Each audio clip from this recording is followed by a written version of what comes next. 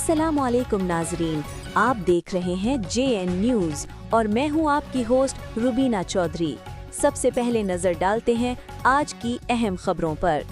कसूर district bureau chief Rashid Ali की report के मुताबिक गम से निडाल वालदा का लापता लफ्ते जिगर थाना सदर फूलनगर पुलिस के अंतक मैने से बाहिफाजत बरामद।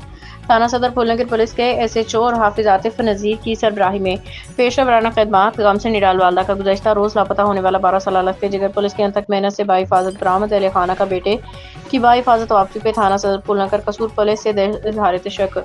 शेरपुर के रहायशी शगुफ्ता बीबी का 12 साल बेटा जुनेद बगियाना कलां होटल पर मुलाजमत करते हुए लापता हुआ।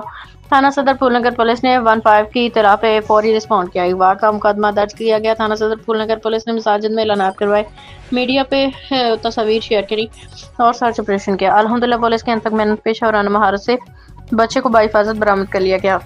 अहले खाना ने थाना सदर फूलनगर पुलिस का शुक्रिया अदा किया। ढेरों दुआएं।